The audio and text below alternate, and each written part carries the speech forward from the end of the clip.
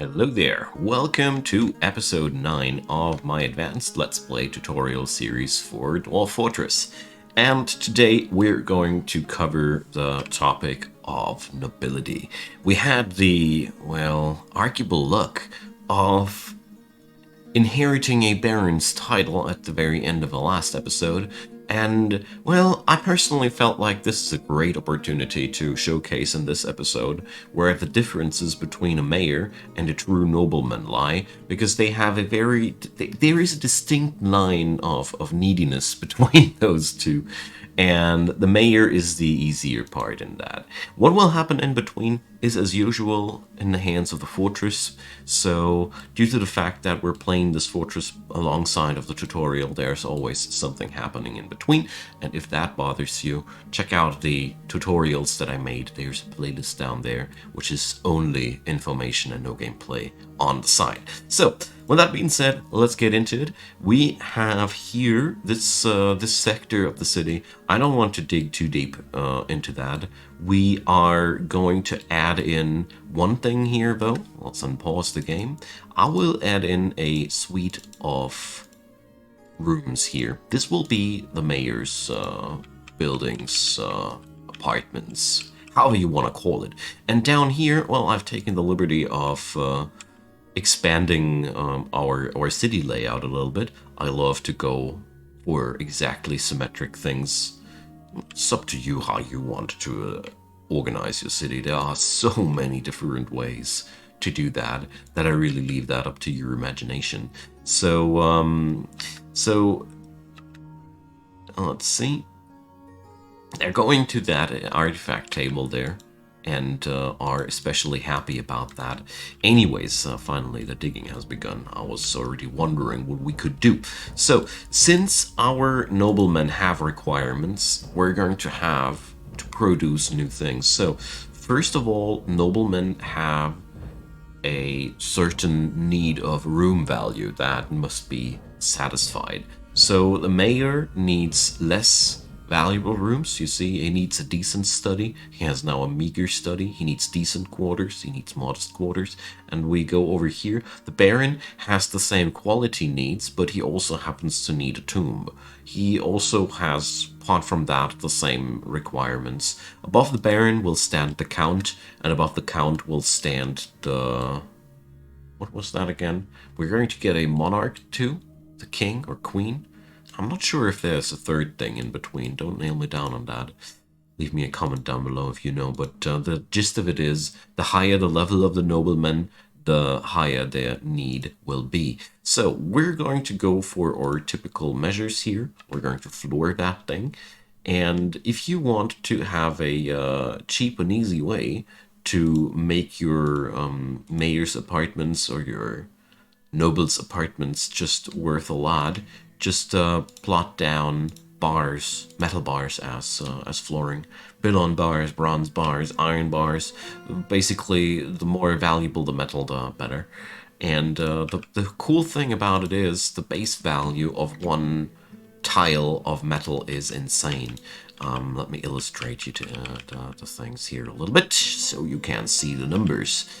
So we got stone blocks here. So you see, your regular stone block comes with a value of 5 dwarf bucks. So a bar of bronze, 25, baron, 30, and these aren't nearly close to the more valuable things. So you get the idea. A metal flooring is, I think, among the most valuable things that you can go for, and it instantaneously fulfills a lot of needs for your noblemen. So, in a nutshell, if you're super rich in metals, you should consider it. It is a pretty decent way of fulfilling the needs. Also, it's looking nice.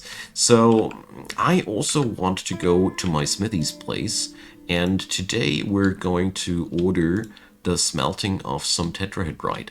When you smelt down tetrahedrite, you will receive copper, mostly, but also a bit of silver. And that's what I'm after here. I want to create me some silver because, you know, otherwise we don't have access to any silver. Also, copper is a pretty good filler metal. Whenever you need to produce something out of metal, where the quality of the metal doesn't matter. You want to use something cheap. You know, it's always really, really cool if you can use something cheap there. So let me place down the jeweler that I meant to place down the other episode.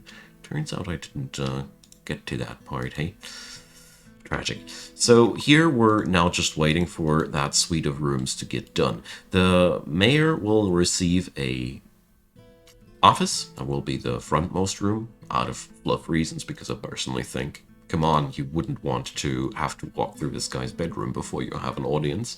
So we're going to have office, dining hall, and a bedroom in the last part of this building wing. I also have brought up a area in the future for the other noble people, but since the Baron is not that needy in the first place, you could just replicate the setup that we got there, but I won't. Because as a matter of fact, you gotta consider one thing: your Baron will ultimately get elevated into a higher rank. So it is always a good idea when it comes down to Barons to plan their suite a little bit more luxurious and extravagant. Also, I personally love to get on designing something that looks a little bit more fancy, a little bit more playful in the design, you know. Personally like to do these things. So, we got here a little bit of a layout. These will be the 3 rooms that this guy will require, with the add-on now that we need a tomb. So these buildings, they don't need to be physically connected like I do it here. You could, of course, disconnect these. And kind of like something like that we're going to do here. On this level here, where we mostly do the transit, I'm going to install a proper burial hall for our Baron. You know. So, fresh migrants, more working hands, that's amazing. But as you see here, the city is constantly growing, and it's at some point, if you ever get to the point where you find it hard to keep pace with the game, just pause, take your time, plan things through, and prepare yourself. And if ever you notice that your fortress has gone to ruin because, not because something bad has happened, but because you're just that damn unhappy with your concepts and designs, and everywhere you've seen things that you could do better by now, by all means, just restart. That game is made to host lots of restarts, you know. There's a ton to learn.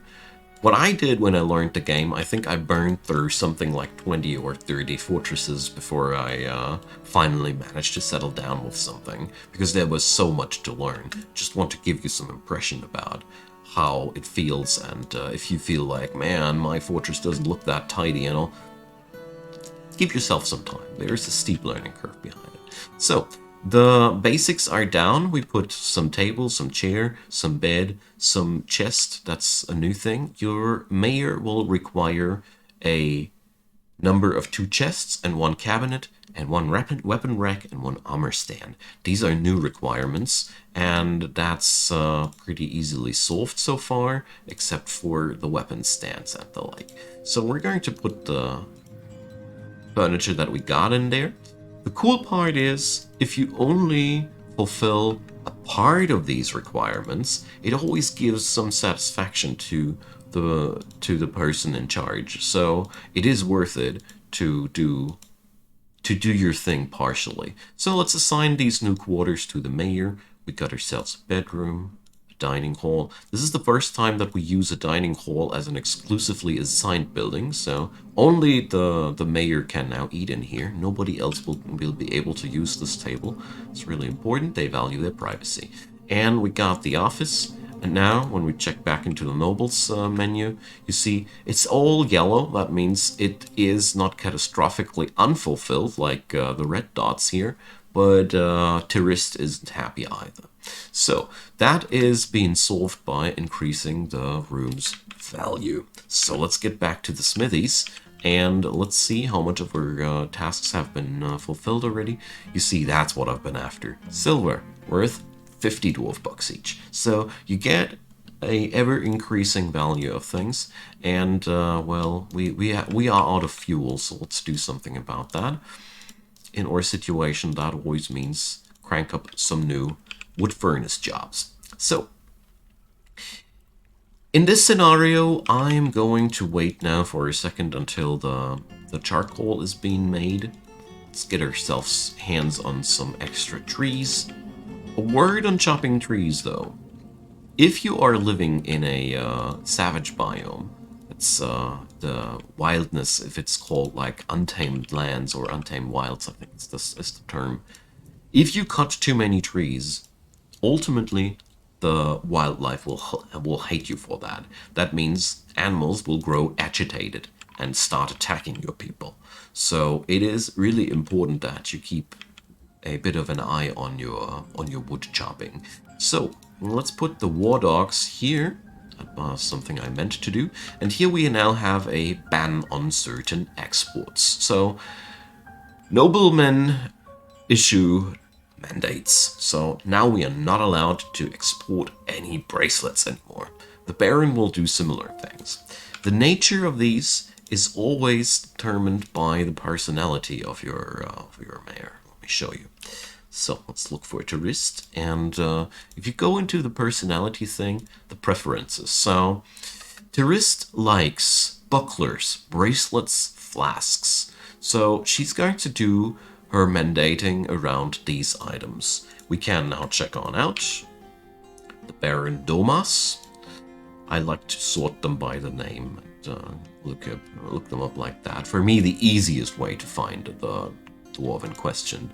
And this guy is wonderfully easy to manage. He's one of the dwarves that don't have any preferences for any items. That happens sometimes. And that means this is one of the harmless noblemen. They won't issue any mandates. That's pretty lucky.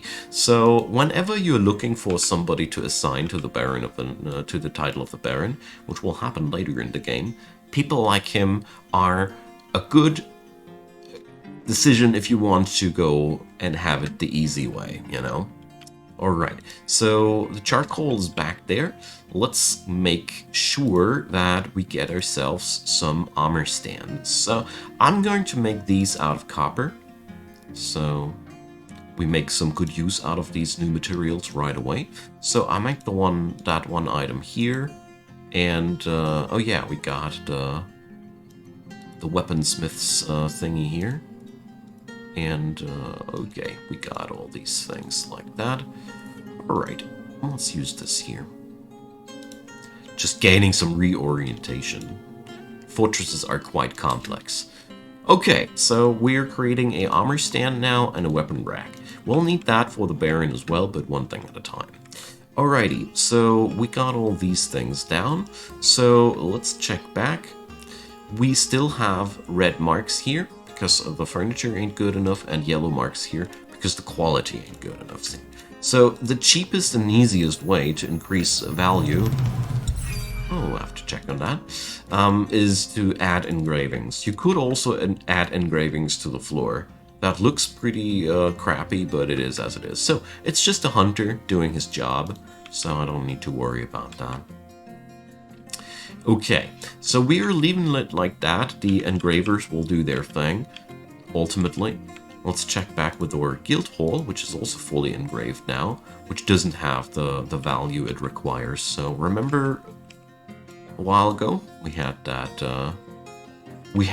problem. So we got only one bronze statue, and let's see, the furniture thing didn't do its thing yet. Okay. So what you can do is you can link a stockpile with another stockpile. So I'm linking this stockpile with this one and also with this one, which means this stockpile will now start requesting items from these two. And since I'm trying to transfer statues from these two stockpiles to that one, this should sooner or later happen. Okay, a monster hunter wants to join. We're not quite there yet. I'm sorry, my friend. So we are now staffing out these new rooms here. It's a very similar concept to what we did for the mayor. It's just important to note that the Baron is, well, like I said, when you don't inherit the title, they will ultimately get promoted, and then their quarters have to be more luxurious. But I personally, well, I'm a role player at heart, and I personally love it when it reflects what it's supposed to be. But I'll leave that up to you. You can, of course, power game and just set up for barons, similar setup like you got it for the mayor. Will work fine. Will work fine. I'll leave that up to you. Wonderful thing about sandbox gaming is, after all, it's your sandbox, you know? You decide what you do there, and I'm just here to show you the buttons. Okay, so this area here is getting finished slowly. Here we get those engravings down. I'm pretty sure with the engravings that should be worth enough. So we're skipping that rumor part for now. I'll explain that later when we're working with the overworld map a little bit more. It's fun with that too. So here we have the same concept. We have to staff out the room with the same things, and therefore it's a little bit of a repetition, just with a different shape. Okay, so let's see. Did the items finally get done? It's copper armor stand, copper weapon rack, yes. So this one is being hauled, as you see with the green check mark here. So we cannot set them up anywhere as of yet. And this stockpile here is really getting on my nerves. So what you can do here in situations like that is we're drilling a staircase all the way down between the furniture stockpiles and that stockpile. So people that have a hauling job will grab something from here and just take the straight dive to this place. You know, these little things, when you see them, sometimes a staircase at one strategical position can make all the difference between jobs getting done fast and jobs not getting done at all. So let's see. Is hauling somehow borked? No. Alright, I'm just getting impatient. Thing is, in the time we're at right now, all these smoothing jobs, they take up a lot of workforce. All these floor jobs, they take up a lot of workforce. And, you know, I'm quite sad that this version of the game doesn't have the a count where you can see how much dwarves are idling currently. I saw that in the old ASCII version, where you saw how many idling dwarfs you had, and I find that that would be a super useful meter, because, you know, often I suffer from the problem that I don't know how many people can actually pick up work right now, and I'm sure you guys know what I'm talking about. So let's set up some furniture here. This is going to be the office of our Baron. This is going to be his dining hall. You see, recurring patterns. And luckily, the Baron will require just the same items, so we don't need to worry too much about that. The only thing we haven't pulled up yet were the armor stands, so let's do that. Armor stands and weapon stands, you find them in the military tab. Personally love to put them into the office. Yeah, as you see here, the weapon rack hasn't been delivered yet, so for whatever reason that might be. We're going to assign a new set of racks here. Let's make that again copper. I really like using that stuff here, because this way it's getting used up and we don't need that insane quality on these right now. Of course, the more quality you put into the metal, the more value goes into the finished product. I'll manage to hit the right button in a second, promise. Goodo. So, let's see. Still not there yet. Okay, so we're lacking a table in here and a cabinet.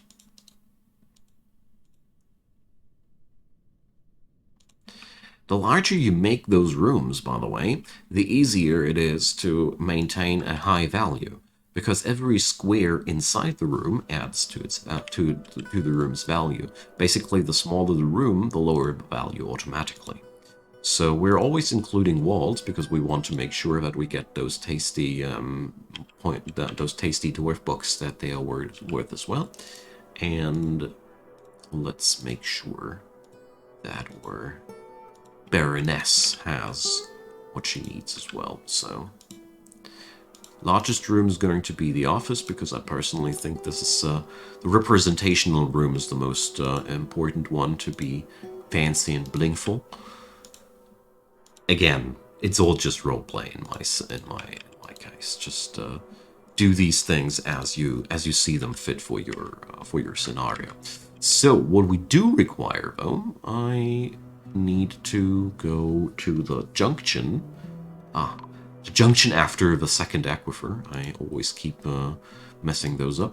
So here I'm going to go an easy peasy cheesy way. I'm going to smooth just that entire thing because, you know, it's a lot cheaper in terms of workforce and effort. So here's the real difference between the mayor and the nobility, the real nobility, because, you know, a mayor gets elected.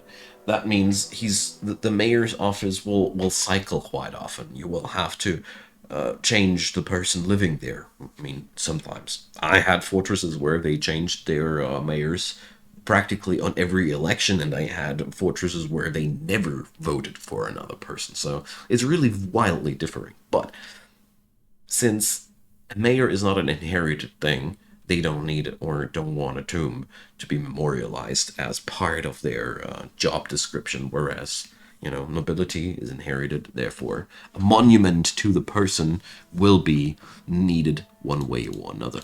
And this is also an amazing way of getting yourself some decorations and stuff like that going. Probably going to go into these things later. So one thing I want to do here in advance is I want to engrave this area here. And we're going to put the actual sarcophagus more like into the center of the room. So, here we go.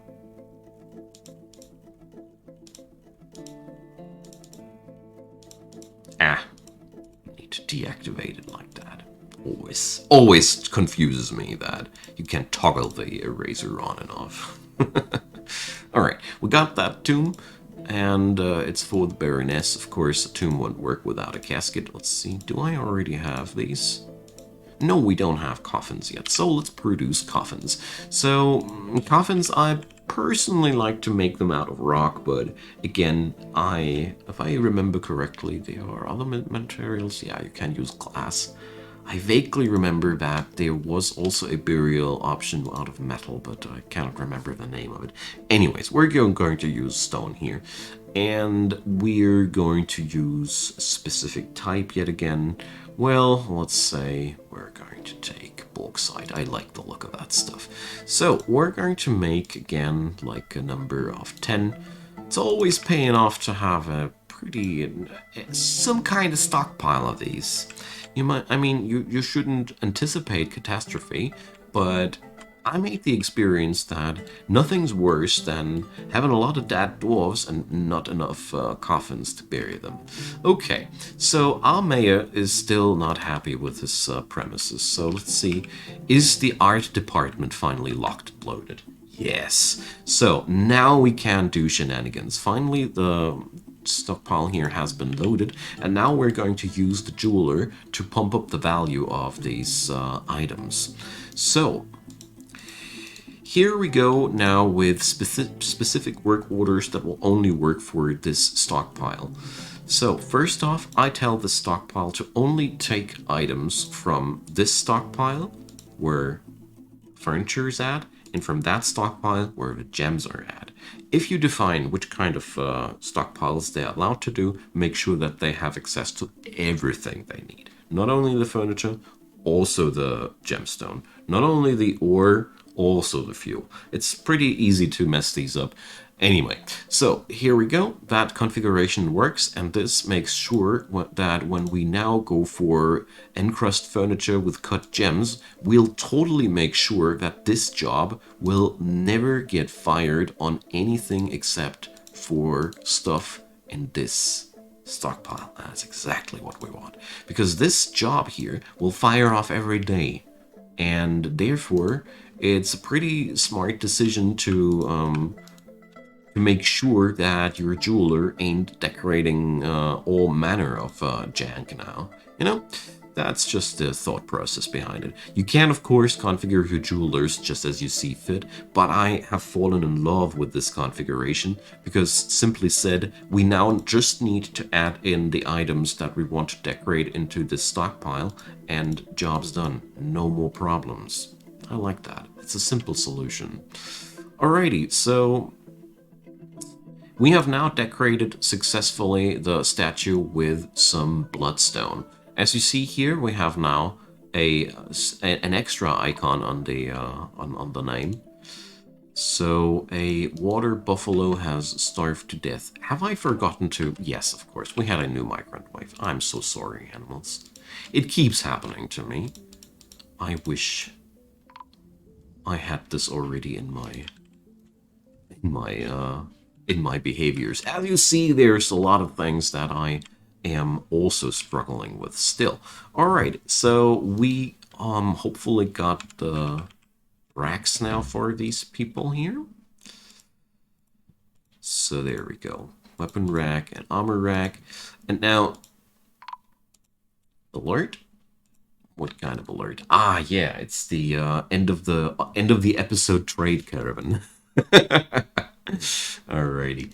I'm getting used to these. So, a stray llama has been found to be starved to death as well. I'm so sorry, dear animals. Anyways, not what I was looking for. So, we got that that coffin thing. Let's see if the coffin has finally been... Yeah, we got them. So, I'm putting that here in the center.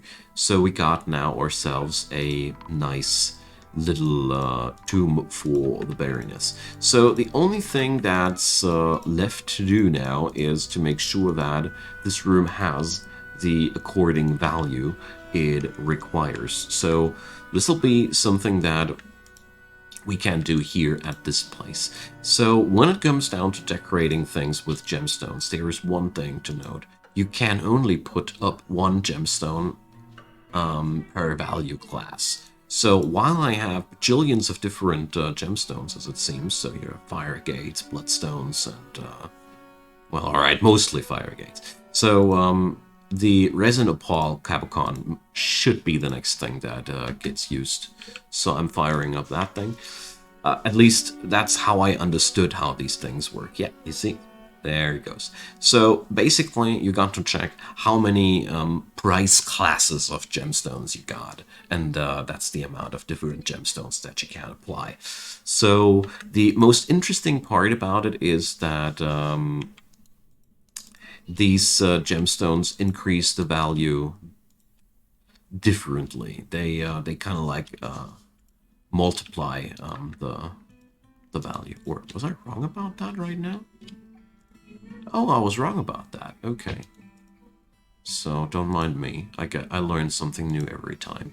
The whole jewelry and what is allowed to be decorated with part is totally confusing the hell out of me until this very day. You know, it seems as if there's only one limit per gemstone. Sorry about it, about wrong posting there. So. Sometimes it is really easy with this game to pick up a bit of a wrong bit of knowledge and get nailed to it, you know. Anyway, so as it seems, we can only use a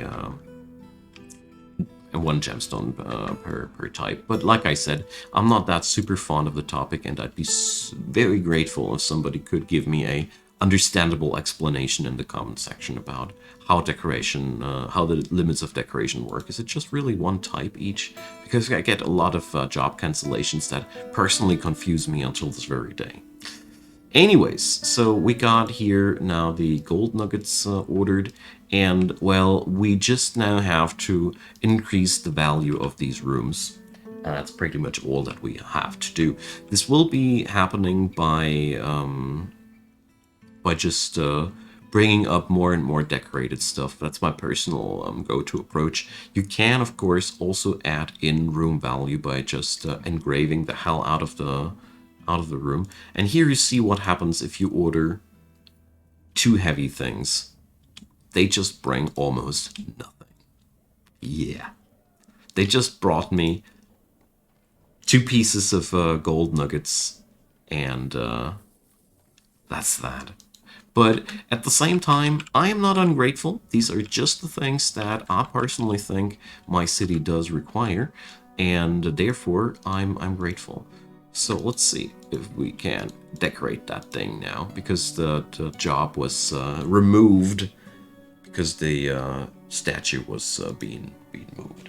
Anyways, my friends, so now you know the basics about the noblemen. The only thing that I didn't note yet was the fact that noblemen also assign sometimes mandates, so-called production mandates. And yeah, well, I'm going to cover these once they come up.